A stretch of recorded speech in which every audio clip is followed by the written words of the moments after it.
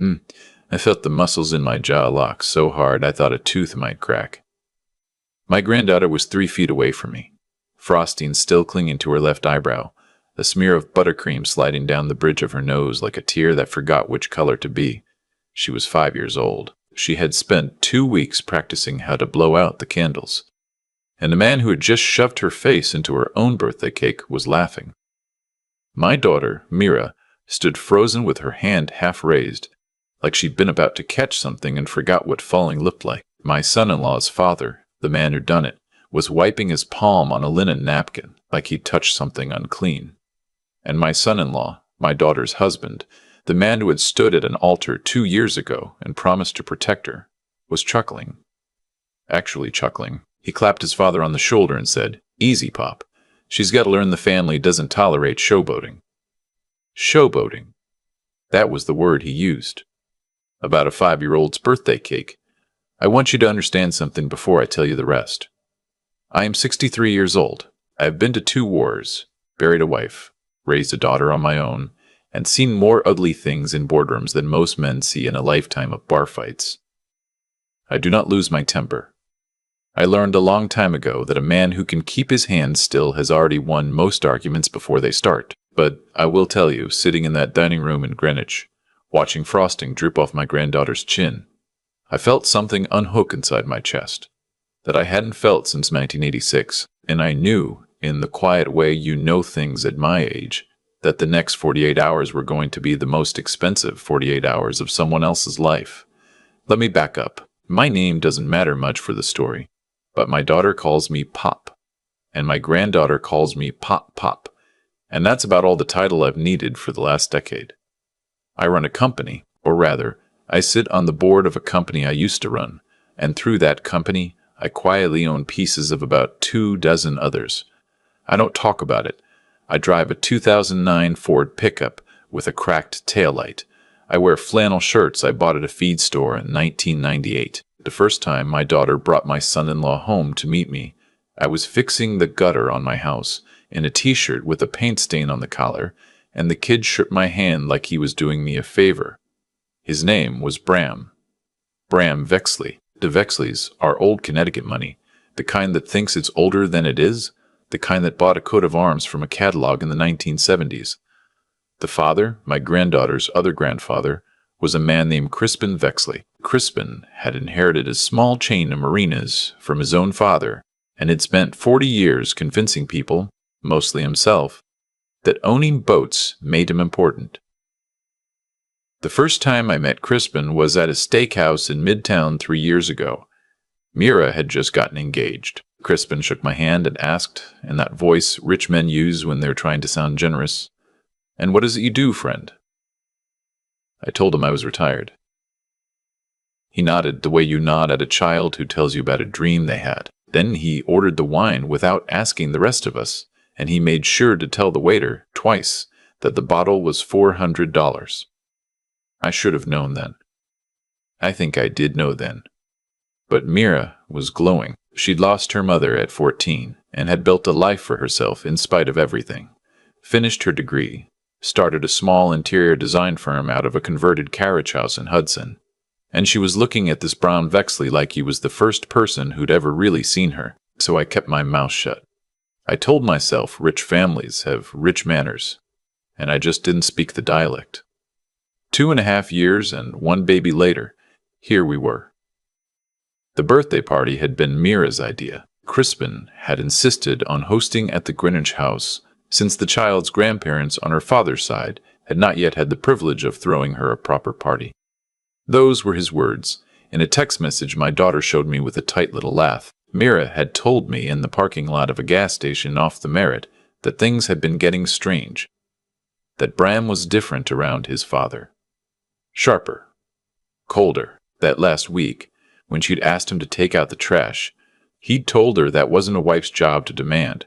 That was a wife's job to do quietly while her husband worked. I asked her if she wanted me to talk to him. She said no. She said she could handle it. She said she just needed me at the party so my granddaughter, my little Wren, would have one face there she trusted. Wren, that's her name.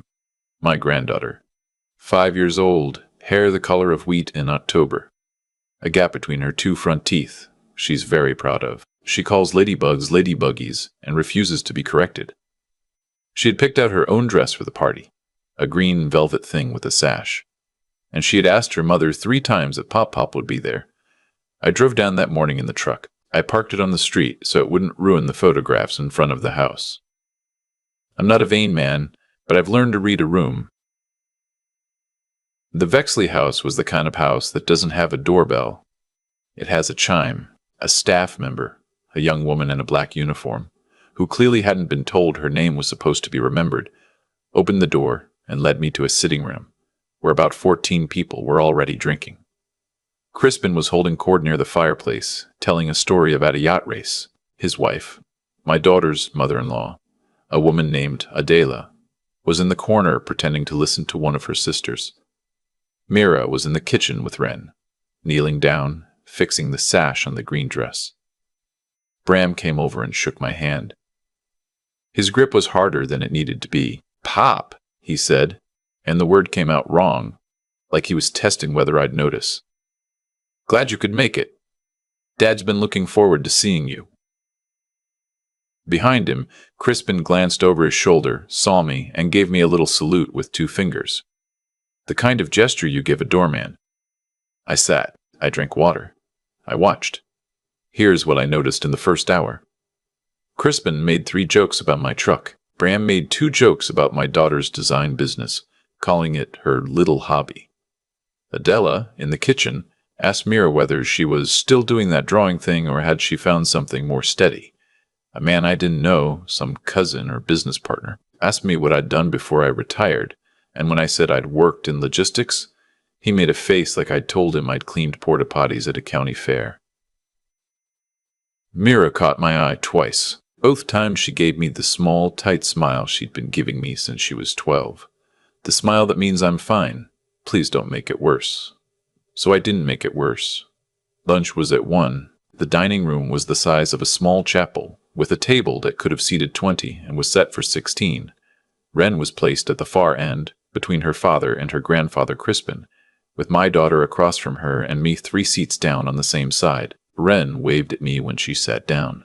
I waved back. Crispin saw the wave and rolled his eyes at his wife. The cake came out at the end. It was a small thing, just for Ren.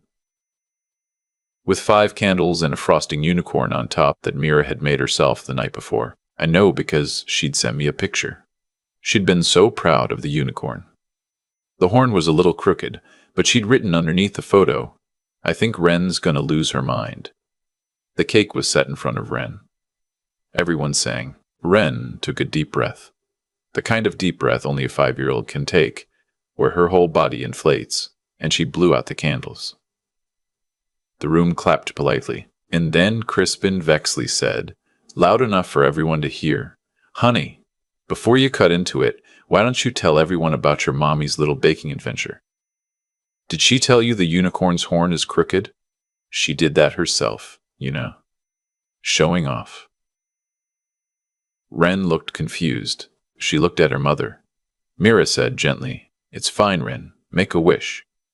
Crispin chuckled, the way men like him chuckle, the sound of a small dog with a big collar. "Make a wish for a steadier hand, sweetheart. That's what your mom needs." Mira's face went still. I could feel it building in the room. You learn, after enough years, to feel the barometric pressure of a moment. Bram was smiling at his father. The smile of a son who has been waiting all afternoon for his father to confirm that his wife was exactly the disappointment he'd been hinting she was. Adela was looking at her wine glass like it was a hymnal. The cousins were silent.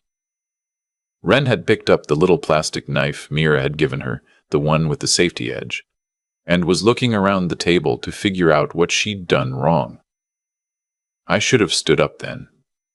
I know that now, but I have spent 40 years learning that you do not move until you are certain of the move, so I waited, hands flat on the tablecloth, and I watched. Mira leaned across the table to her daughter. "Sweetheart, the unicorn's perfect. Cut where you want." Crispin took a sip of wine, set the glass down, picked it up again.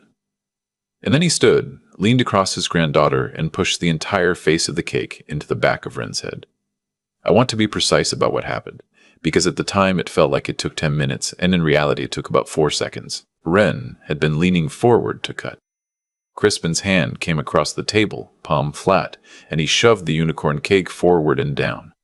The cake hit the back of Ren's head. Her face went into the plate. Frosting splattered across her green dress, across the tablecloth, across her mother's face on the other side of the table. Ren made a small noise, not a cry, just a confused little sound. The sound of a child who hasn't yet figured out whether this is a game. Crispin laughed. He turned to the table. He said, "Now, that's how you teach a kid not to take herself too seriously. My father did that to me on my 6th birthday and I turned out fine." Bram laughed with him. Actually laughed. Then he reached over, ruffled his daughter's frosting-coated hair, and said, "Thanks, Pop. Maybe that'll teach her not to be so dramatic about everything. She gets that from her mother." The room went quiet in waves. The cousins first, then Adela, then a woman near the window who I think was a neighbor. Mira hadn't moved. She was staring at her daughter, frosting on her own cheek, and I could see her hands shaking under the edge of the table. Ren lifted her head from the plate. She had cake in both eyebrows. She had her mother's crooked unicorn horn stuck to her cheek. She looked at her grandfather, the one who'd just shoved her, and then she looked at me. That look. I will remember that look until they put me in the ground. It wasn't a cry. It wasn't a tantrum. It was the look of a 5-year-old trying to understand whether the world she'd believed in that morning was the actual world or not. She was checking with me. She was looking at her pop-pop to find out whether what had just happened was the kind of thing that happened. I took my napkin off my lap. I folded it once. I set it next to my plate. I stood up. I want you to understand, I did not raise my voice. I have learned that when a man in his 60s raises his voice, he sounds like a man losing control. When a man in his 60s speaks quietly, the room learns to lean in. So I spoke quietly. I said, "Ren, sweetheart, come here." She slid off her chair like the chair had caught fire. She ran the length of the table in her green velvet dress, frosting flying off her hair, and she launched into my legs and grabbed onto my belt loop, and she did not cry. She just held on. I put one hand on her head. I felt the cake in her hair. I said, "Mira, please get her a clean towel from the kitchen and meet me by the front door." Mira stood up. She was crying without knowing she was crying. She nodded. Crispin said, "Oh, come on. Don't be a stick in the mud." It was a joke. "The kid's fine. Look at her. She's not even crying." Bram said, "Pop, sit down. You're embarrassing my wife." I looked at my son-in-law. I looked at him for a long moment, long enough that he stopped smiling. I said, "Bram, I want to make sure I heard you correctly. Did you just thank your father for assaulting my granddaughter?" He laughed. It was not a confident laugh. He said, "Assault? Jesus, it was a piece of cake, you people. You people. You people. You. I am going to tell you now what I did not tell my daughter at that moment, because she was holding her child and trying to wipe frosting out of a 5-year-old's eyelashes, and she did not need a lecture on family business. But I want you, the person hearing this, to understand the architecture of what happened next. Crispin Bexley owned 3 marinas. They were in Westport, Mystic, and Newport. They were called Bexley Yacht Group, and the name was on a brass sign at each entrance. What Crispin did not know, and what he had no reason to know, was that the actual land underneath 2 of those 3 marinas was leased from a holding company in Delaware. That holding company was wholly owned by a logistics fund based in Dover. That logistics fund had 3 principal investors, and the largest one, holding 61%, was a quiet little trust that I had set up in 1998 for my daughter's eventual benefit. My daughter did not know about it. Crispin certainly did not know about it. Crispin certainly did not know about it. The only people who knew about it were me, my lawyer, and a CPA in Stamford who I trusted because I'd known his father. What Crispin also did not know was that Vex the Yacht Group had a 30-year ground lease that came up for renewal in 14 months. He had assumed, like men of his class assumed, that the renewal was a formality. He had been planning, my daughter told me last Christmas, to expand the Newport location, and he'd already taken out a personal loan against the equity in the existing marinas to fund the expansion. I knew all of this because I'd had my CPA pull the records 9 months ago, the first time my daughter had mentioned that Bram had said something cruel to her at a Sunday dinner. I am not a vengeful man, but I am a thorough one.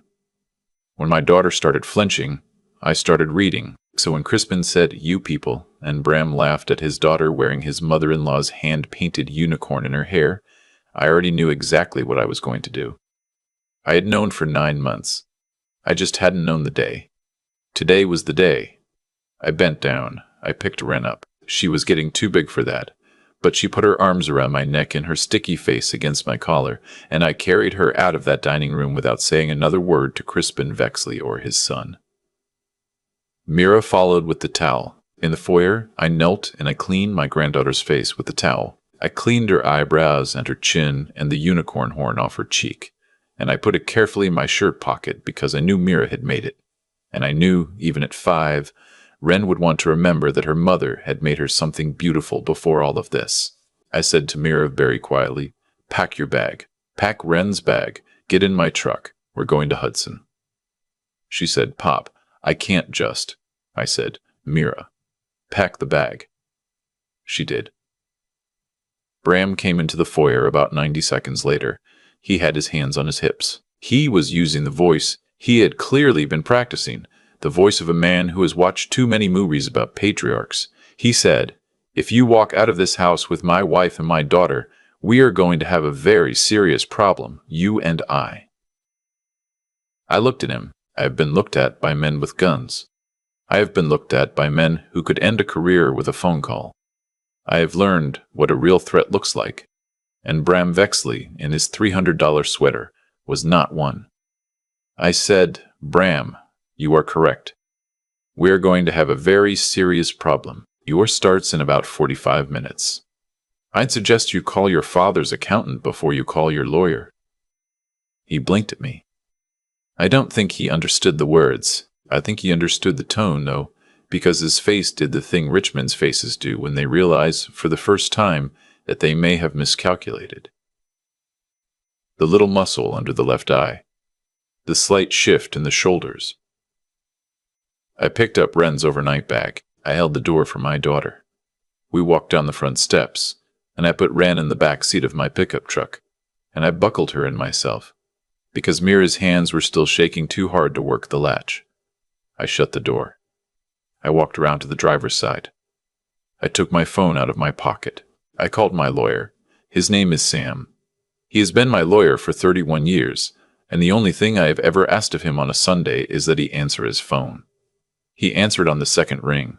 I said, "Sam, it's me. I need you to do 3 things. Are you near a computer?" He said, "Give me 10 seconds. I waited. Wren was eating a granola bar her mother had pulled from the diaper bag. She looked at me through the back window. I gave her a thumbs up. She gave me one back. There was still a little bit of frosting in her ear. Sam came back on the line. He said, "Go." I said, "First, the Delaware Holding Company.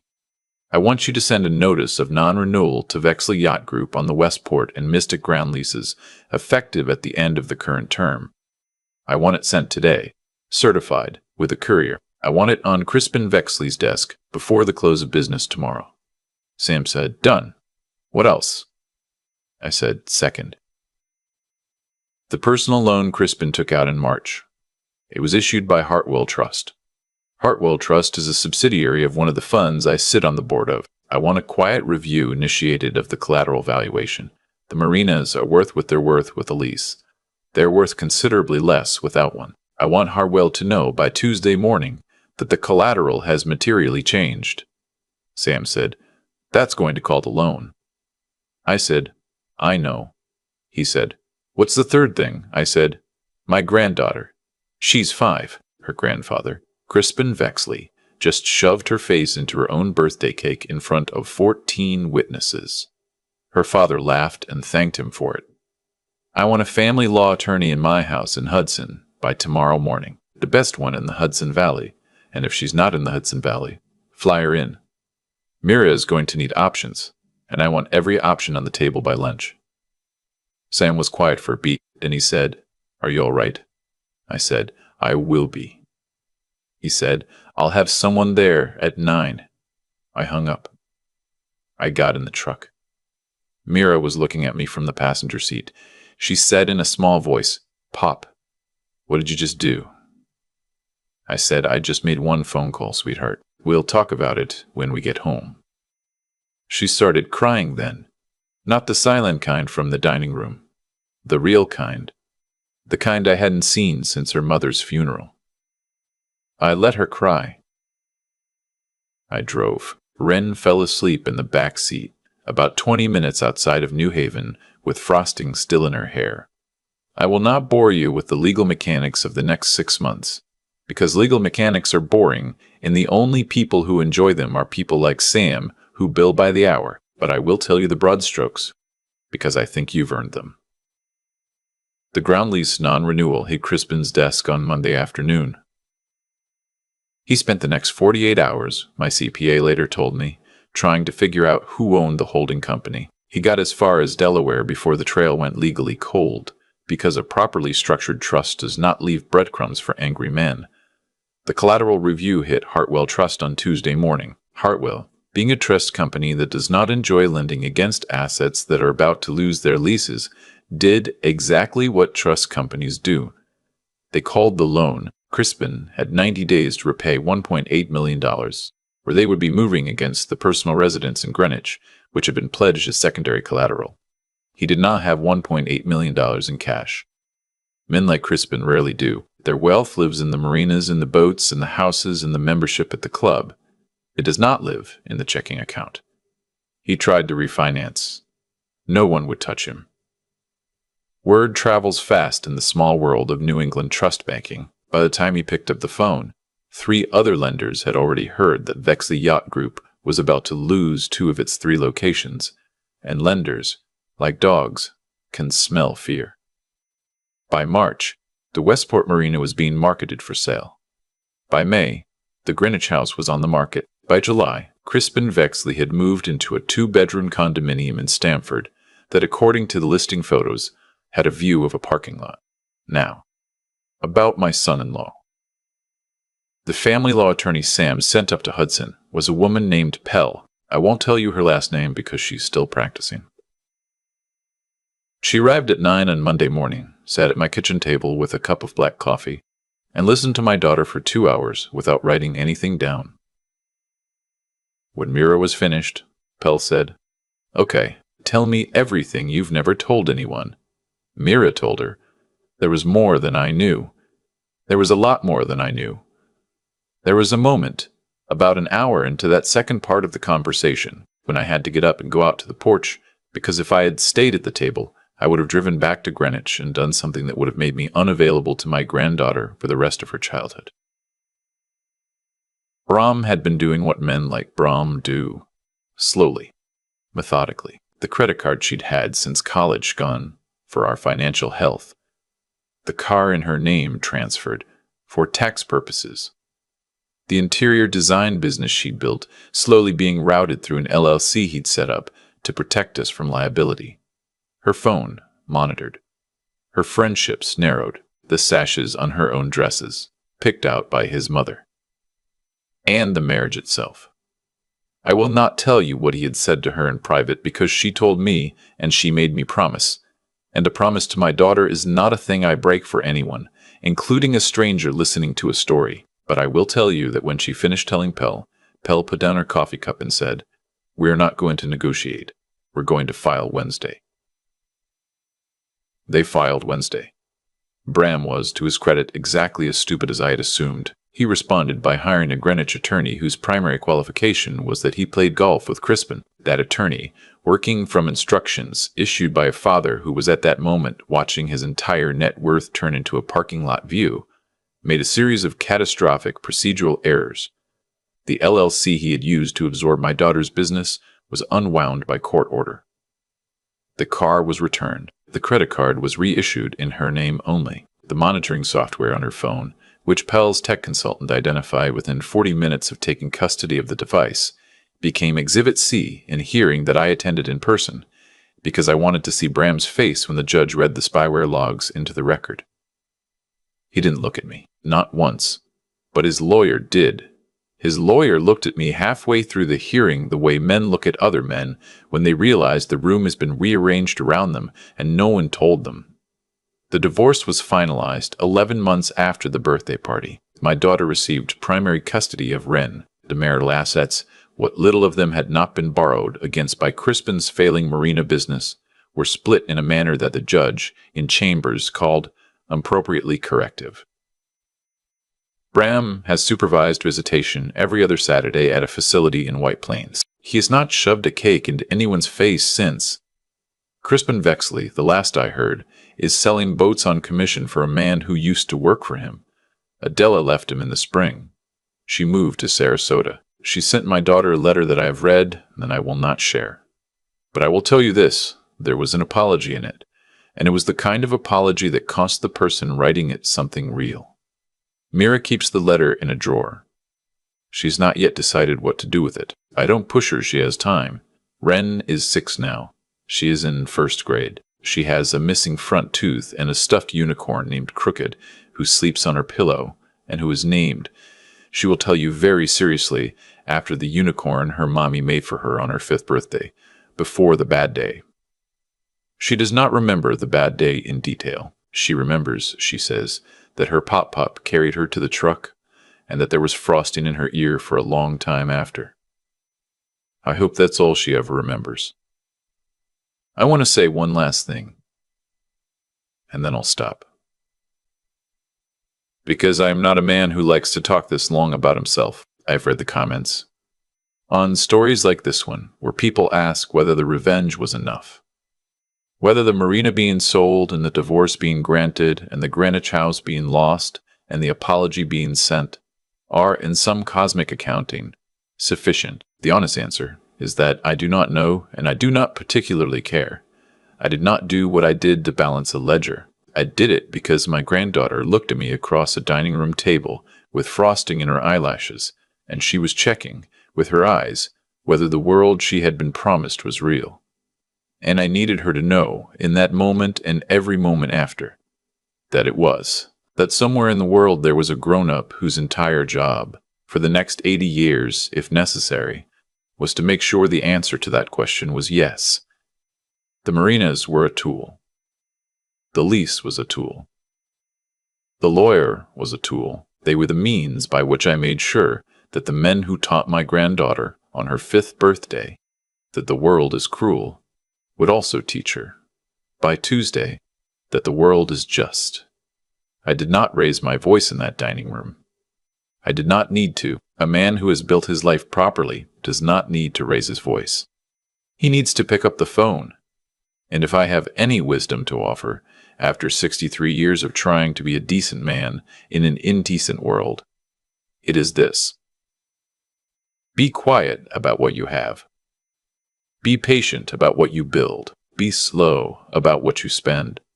And when the moment arrives, as it will arrive for every father and every grandfather who pays attention, be ready. Wren is upstairs right now. She is supposed to be reading. She is, I suspect, drawing unicorns. Mira is in the kitchen, on a phone call with a client about a kitchen remodel in Rhinebeck. The interior design business is doing better than it has ever done. She hired her first employee last month. I am sitting on the porch. The truck still has the cracked taillight. I keep meaning to fix it. I probably won't. The sun is going down over the river. The air smells like late October. And somewhere in Stamford, in a 2-bedroom condominium with a view of a parking lot, a man is eating dinner alone. That is enough. For me, that is enough. Cherish the people who look at you across a table. Cherish the ones who look at you across a room. Cherish the small, sticky hands that grab your belt loop and the world tips sideways. Everything else, in the end, is just frosting. I've thought about that afternoon in Greenwich more times than I should have, and I keep coming back to one small thing. Not the cake. Not the laughter. Not even the phone call. I keep coming back to the way Wren looked at me across that table, with frosting in her eyebrows and checked. She was 5 years old, and she was already learning that the world has rules, and she needed to know whether the rule that just played out in front of her was the real one. That look has shaped how I think about almost everything since. I believe, after 63 years of paying attention, that life keeps a very honest ledger. Not a cosmic one, not a mystical one, a practical one. Crispin Vexley spent 40 years building a life on the assumption that volume was the same as authority, that money was the same as character, that contempt for working people was a sign of having arrived. He built that life out of borrowed wood, and when the wind came, the wind that comes for everyone eventually, the house fell down because the foundation had never been real to begin with. That isn't fate. That's arithmetic. You build with cheap material. You get a cheap building. Bram learned the same lesson from his father, and he passed his test the same way his father did, by failing it. He thought cruelty was strength. He thought a wife was a possession. He thought laughing at his own daughter would prove something to the man across the table. What it proved in the end was that he had nothing of his own to stand on. When the marriage came apart, there was no there, just a sweater and a borrowed name. I want to tell you what I tried to teach my daughter Mira in the months after, sitting on the porch with coffee while Wren drew unicorns at the kitchen table. I told her that being decent is not the same as being soft, that patience is not the same as permission, that a person who keeps their hands still and their head clear and their accounts in order will, in the long run, outlast almost any loud man in any loud room. I told her that nobody gets to decide your worth except you, and the moment you let someone else hold that pen, you have already lost the most important argument of your life. I also told her, and I will tell you, that strength is not the absence of fear. It is the steady decision, made one morning at a time, to build something a child can stand on. A career. A home. A name that means what it says. A life that does not require you to apologize for the space you take up. Wren is 6 now. She does not yet know what I did. Someday she will, and when she does, I hope she understands that I did not pick up that phone for revenge. I picked it up because a small person had looked at me across the table and asked with her eyes whether the world was the kind of place she had been promised. And the only honest answer I had, at 63 years old, was to make sure that it was. That is the only ledger I care about now.